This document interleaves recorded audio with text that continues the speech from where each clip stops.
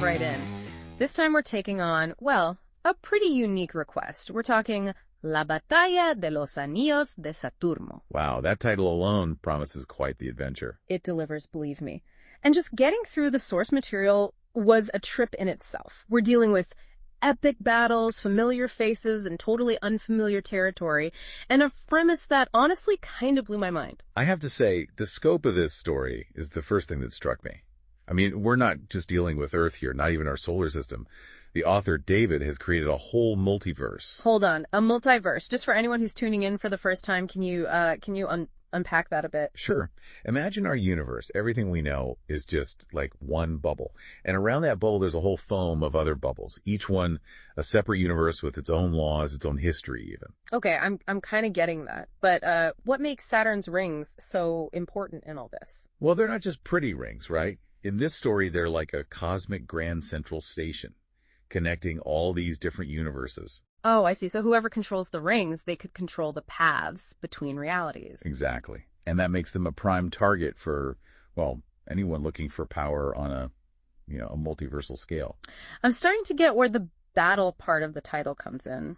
So who are we talking about here? Who are the players? Well, that's where things get really interesting. David pulls in this cast of public domain characters. We're talking Sherlock Holmes, Robin Hood, even Barbarella. So like a literary dream team, but with like spaceships and stuff. You got it. They're characters whose copyrights have expired, so anyone can use them. I see, yeah, that makes sense. But how do these characters from, different worlds even, different times, how do they all end up working together? Well, there's a threat, right? And it's so big, so universe-ending, that it just overrides their individual, differences. They have to cooperate. All right, so the stakes are like super high, but you mentioned something before that I got to ask about. The author, he becomes a character in his own story. Right, it's like next level meta, right? He becomes this superhero, Galaxy Top Man. Okay, Galaxy Top Man, I love it. But what makes him powerful? Is it like super strength or something? Well, he's got some of that, sure. Mm-hmm. But his real power is he knows these characters inside and out. Yeah. He knows their strengths, their weaknesses, their backstories, everything. He's basically a writer who's turned his knowledge of his own creation into a weapon. Whoa. That's so meta. It makes you think, does every writer secretly wish they could just jump into their own story and be the hero? I mean, it does raise some interesting questions about the relationship between an author and their creation. Does the author have ultimate control? That's a good question. So on the flip side, who are the bad guys here? Who's causing all this chaos? Oh, we got some classic villains. Count Dracula, always up for some interdimensional mischief. Yeah.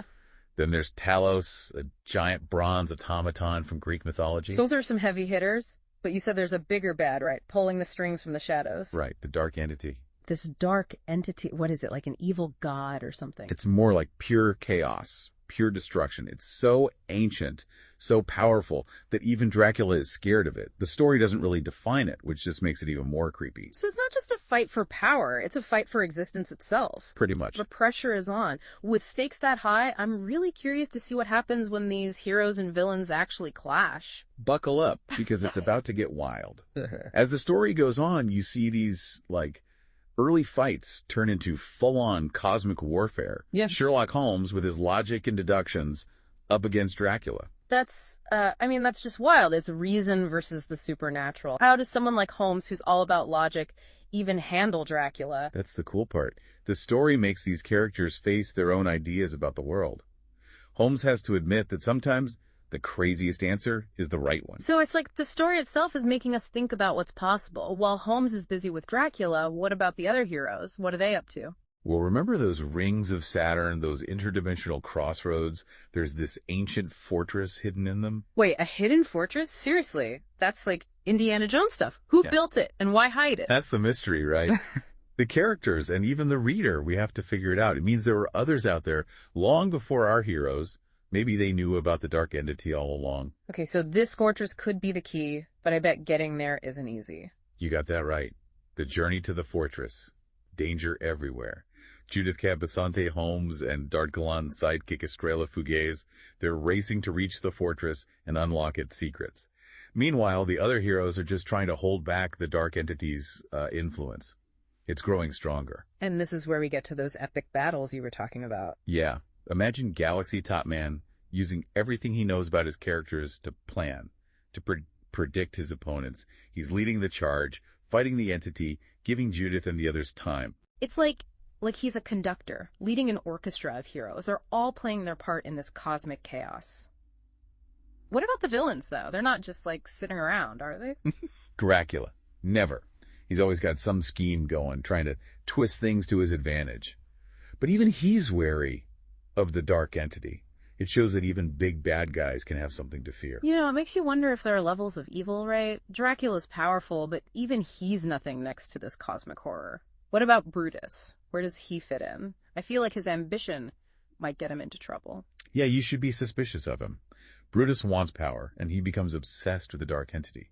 Thinks he can use it, like it's the ultimate weapon, to rule everything, every universe. Oh, that can't be good. What happens when he tries to control that kind of power? Let's just say, it doesn't end well. Brutus, he's arrogant, he underestimates the entity. It's not something you control, it consumes you. Classic case of biting off more than you can chew. His story shows messing with stuff we don't understand. Bad idea. While Brutus is dealing with that, what about Judith, Holmes, and Estrella Fugues? They made it to the fortress, right? What's inside? They find a chamber full of tech, but it's so advanced, it's like magic almost. Controls, devices, stuff they've never seen. Clearly, whoever built this place understood the multiverse and the powers that control it. Makes you wonder what else is hidden out there, right? But they don't have much time, do they? They got to figure out how to use this tech to stop the dark entity. Right. The tension is so high, you can feel it. They're racing against time, decoding symbols, trying to activate the fortress. Outside, the other heroes are at their limit. Their strength is fading fast. So everything depends on them. On Judith, Holmes, and Estrella Fugues. Talk about pressure. They know it. The fate of, everything is in their hands. And then Judith, she cracks the code. The fortress, it comes alive with energy. They did it. They contained the dark entity. Yeah. But it's not like a clean victory. It's more like a last-minute save. The heroes are exhausted, beat up, and they know they've only bought a little time. The dark entity, it's still out there, waiting for its chance. Bittersweet, huh? They saved everything for now, but it cost them a lot. Makes you think if the fight against something like that ever really ends. It's a question that sticks with you. It tells us we have to be watchful. Even when evil seems gone, it can always come back. So what's the big takeaway from this? From La Batalla de los Anillos de Saturno? What can we learn from it? It feels like we've been on a journey ourselves just talking about this story.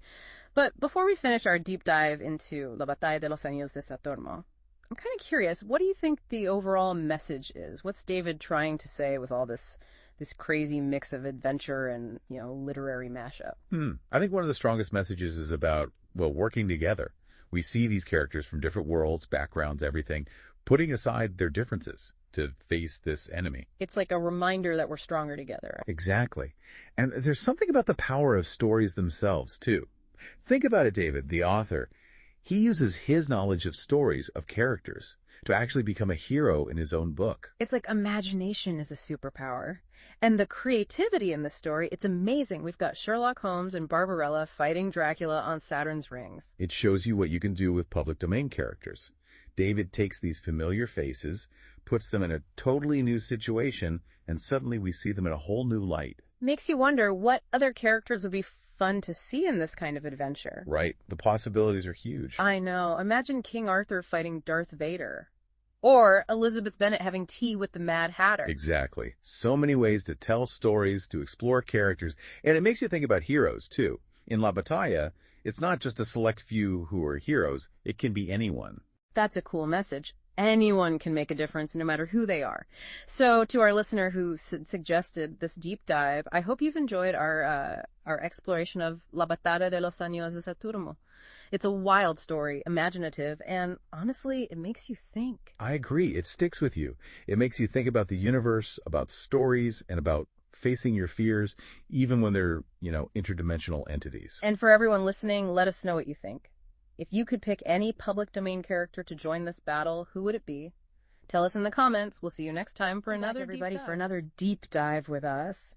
Today we're going to be stepping into a world where fantasy and reality collide. Ooh, that sounds intriguing. Yeah, we're talking about Spanish heroism meets anime adventure at a place called Expo Anime Weekend. Expo Anime Weekend. Held at, Infame. Infame. Okay. You ever heard of that? I haven't. So it's like this massive convention center. Basically, it's Spain's answer to, like, Comic-Con, I guess. Oh, wow. Okay. We're going to be diving deep into excerpts from a novel called Supeinforce, and we also have a detailed plot summary to work from as well. Awesome.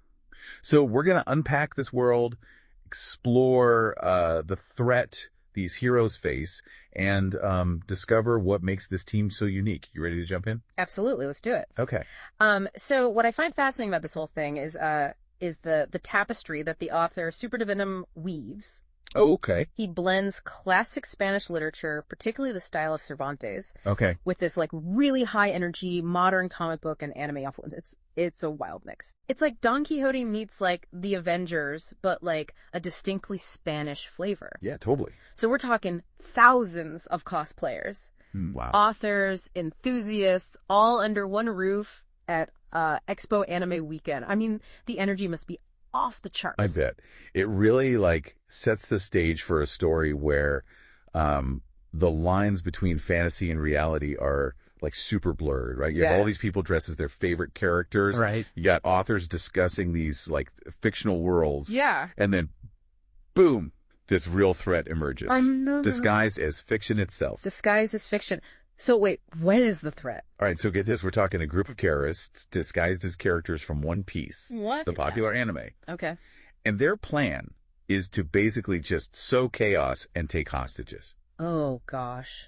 Including the mayor. The mayor. Yeah. This is serious. It's serious stuff. It's like something straight out of a comic book, but with some real little consequences. Yeah. That's intense. So the author's not, like, holding back on the danger then? No, not at all. And here's the thing, like, these aren't just some amateur cosplayers causing mischief. Right. These are elite mercenaries, highly trained, organized. Oh, wow. Makes them all the more dangerous. So then who are the heroes standing against this, like, tide of chaos? Well, that's where Supeinforce comes in. Supeinforce. Yeah, this team of Spanish heroes is as diverse as Spain itself. Each member, like, embodies different aspects of the country's culture and values. Interesting. So you see this connection to Spanish culture, like, everywhere. Everywhere. I mean, you've got El Belar Enmascarado. Okay. He's the masked flamenco dancer, skilled fighter. He embodies that passion and artistry of Spain. Wow. And then there's Knight and Hero, the medieval knight, direct link back to Spain's chivalric traditions. Like, he stepped out of a history book. Okay. So what about this, I keep hearing about, this super Spanish guy. Oh, yeah, he's like the leader of the team. Okay. Like the patriotic leader. Yeah. Yeah. You think Captain America, but like Spanish. Oh, okay. Complete with a giant E symbol on his chest. Wow. Ready to defend Spanish values with like everything he's got. So we've got, El Belar and Mascarado, Knight and Hero, and Super Spanish. Who else is on the team? Well, you can't forget the two powerful women on the team. Oh, right. You got Estrella Fugaz. Her name means shooting star. Yeah. You know, which kind of hints at her personality. You know? Maybe like a restless spirit, always striving to reach beyond the familiar. Okay. And then you got Karina. Yeah. She's a dancer who's transformed her art into this lethal form of combat. Blends grace and power in a way that's uniquely captivating. It's like Superdavitm, the author, took the best of Spanish culture, like history, art, and then like injected it with a dose of superhero serum. Yeah. But how does this team, each with their own unique abilities, personalities, how do they measure up against this very real, very dangerous threat? Yeah, that's where things get really interesting. That's what I want to know. Yeah. All right. Yeah. It's like each hero's power set, you know, it kind of reflects their personality and their connection to Spain. Oh, okay. How so? Well, take Estrella Fugaz, for instance. Okay. Her radiant energy blasts. Yeah. It's like you could almost see that as a metaphor for Spain's vibrant culture and its historical influence, you know, radiating outwards. Oh, I like that. Yeah, like her powers are a visual representation of Spain's impact on the world. Exactly. That's pretty cool. And speaking of visual representations, can we talk about El Belor and Masquerado for a second? I mean, a flamenco dancing, crime-fighting bandolero. Right. That's just cool. Yeah. It is rather striking imagery. Yeah. And it goes beyond just the aesthetics, too. Like, think about the precision and footwork required for flamenco. Right. You know, those skills could easily translate to combat, you know, making him a surprisingly agile and unpredictable opponent. Yeah, I'm just picturing him, like, dodging bullets with these fancy footwork moves while taking down bad guys, you know, with his signature flourish. Oh, yeah. But hold on, if we're talking about combat, doesn't that make Knight-Tint Hero a bit out of place? What do you mean? Well, he's a medieval knight in a world of anime villains and, like, energy blasts. How's that even work? That's where Superdavitm's, like, clever writing comes in. Okay. It's fascinating how he blends those classic, almost, philosophical dialogues from Cervantes with the fast-paced action of a comic book. Oh, wow. It's like Don Quixote is, like, debating the nature of justice while, you know, Iron Man blasts away in the background. So it's not just about the powers, it's about the clash of styles, the old world meeting the new. Exactly. Okay, that actually makes Knight-Tint Hero even more intriguing. I'm curious, does the summary give us any hints about what kind of internal conflicts the heroes might face? Well, it does touch on the fact that, you know, they have to overcome their fears and learn to work together.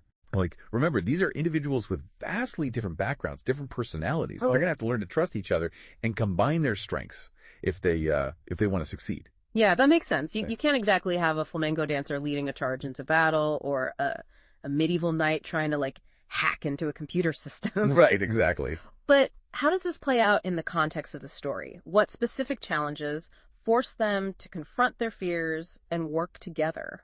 One major challenge is the setting itself. Okay. Like Infame, it's massive, packed with people. Right. And these terrorists are deliberately blending in. It's like the perfect cover for a group trying to carry out a sinister plan. Right, yeah. It's like trying to find a few grains of sand in a whole beach. Exactly. So they're not just facing bad guys, they're fighting against the clock and the sheer scale of the event. And let's not forget the added pressure of, you know, maintaining order and preventing mass panic.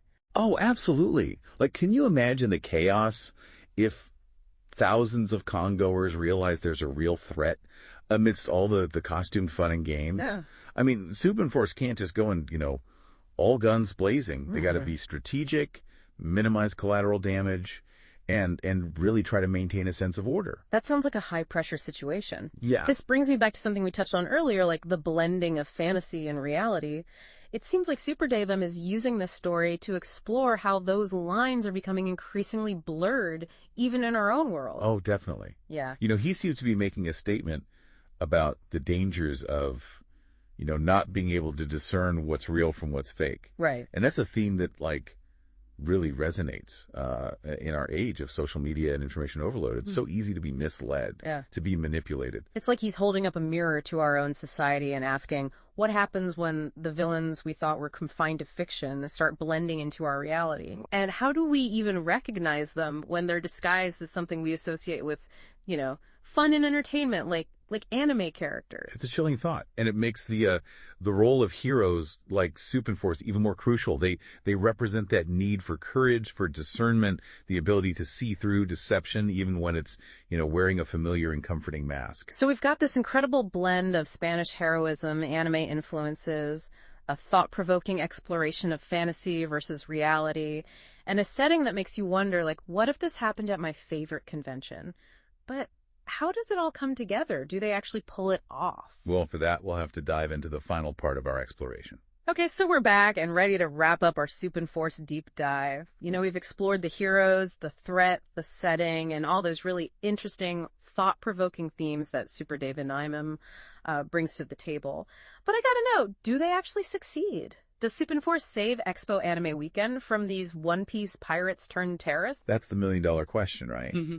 And from what I can tell, both the excerpts and the summary we have kind of leave us hanging. Oh no, a cliffhanger. Yeah, it's like a classic cliffhanger ending.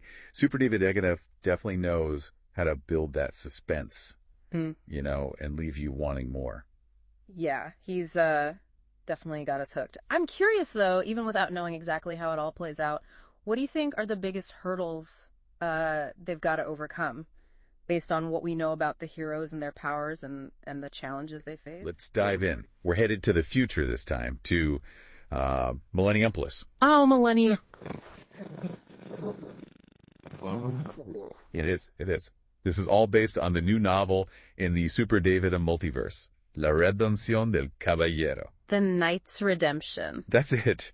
We've got a lot to go off of, too. Character bios, chapter summary, even notes from Superdavitm himself. Wow, the author's notes, those are always fun. Like peeking behind the curtain a little bit. Yeah, it's really special. And this story, it's really like a bridge, you know? How so? Well, it connects events from the Battle of the Rings of Saturn. Right. And hints at what's to come in Conspiracy Interdimensional. Oh, I see. So it's right in the middle of this unfolding saga. Exactly. It really highlights how connected everything is in this multiverse.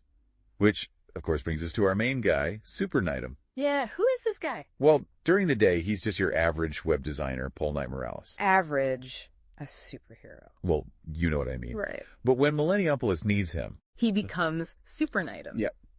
But there's another layer to this. He's a variant, a what-if version of El Soldado Enmascarado. The masked soldier, right. Who will actually meet in a future story. Now that's interesting. It makes you think about destiny a bit. Does Superknightm have to follow the same path as El Soldado Enmascarado? Or can he make different choices, forge his own destiny? It's like, are they echoes of each other across the multiverse, or are they truly on different paths? Guess we'll have to find out. But one thing that's clear is that Superknightm, or Paul, I should say, he's a true Madrileño through and through. Madrileño. What does that mean exactly? Oh, it means he's a native of Madrid and proud of it. He's deeply rooted in his city, you know. And it even goes as far as being a huge fan of the local soccer team. Which is? Rayo Vallecano. Even in a futuristic world, he's holding on to those everyday passions. It's a good point. It makes him feel more real, more human. Like he's not just this distant superhero figure. He's part of the community he protects. Right. He enjoys the simple things, finds comfort in that connection to his city, his people. But even the most down-to-earth heroes need a villain to shake things up, right? Of course. Every good hero needs a good villain. Who's our villain this time? And Supernab's got a doozy on his hands. Oh. El Sofista de los Calamares. Wait, hold on. The Squid Surfer, that's the villain's name? Yeah, you heard that right? The Squid Surfer. What's his deal? Well, he's got this look that's like sportswear meets ocean vibes. Now that's a visual I wasn't expecting. Sportswear and ocean vibes. How does that even work? Yeah, it's pretty unique.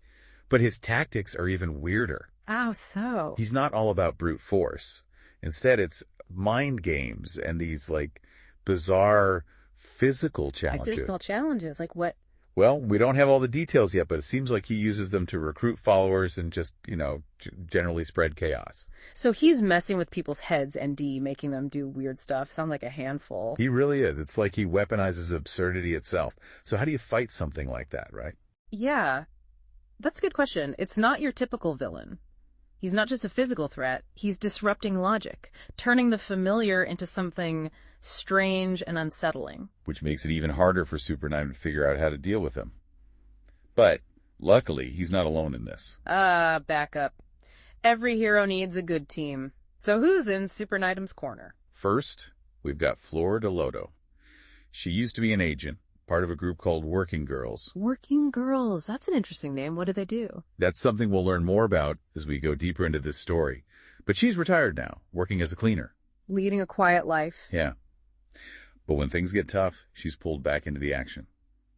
And let me tell you, she's bringing some serious Kill Bill Lady Snowblood energy to the team. So she's got a bit of a vengeful past, maybe. It makes you wonder, what happened to her? What kind of skills did she pick up in that Working Girls group? Right. There's definitely more to her story than meets the eye. And she's not the only one with a unique skill set. We also got Vanessa Martinez and Claire Diaz. Who are? They're the brains behind Superdavitm, providing the intel and strategy to help Superknightm navigate this whole crazy situation. So they're like the support team, the mission control, guiding him through the chaos. Exactly. They're keeping things running, trying to make sense of the chaos. El Surfista de los Calamares is unleashing. It sounds like they've got their work cut out for them. Mind games, illogical challenges. It's like trying to solve a puzzle where the pieces constantly change shape. Totally. And speaking of challenges, let's not forget about Supeinforce. Who are they? They're like the legendary heroes, the heavy hitters who get called in when things get really bad. So they're the big guns, huh? What makes them so special? Well, what's really interesting is that their story, it's told in a style inspired by Cervantes. Wait, Cervantes, like Don Quixote Cervantes. The one and only. Wow, that's an unexpected twist. What made Superdavitm decide to do that? You know, he's really drawing from the richness of Spanish literature and history. He's not just creating a superhero story, he's weaving in these classic influences. It's like he's taking those familiar comic book tropes and infusing them with something totally unique. Exactly. It's a collision of inspiration. And then you've got Milleniumpolis itself, a futuristic Madrid where tradition meets cutting-edge tech. Milleniumpolis, that's where all this takes place, right?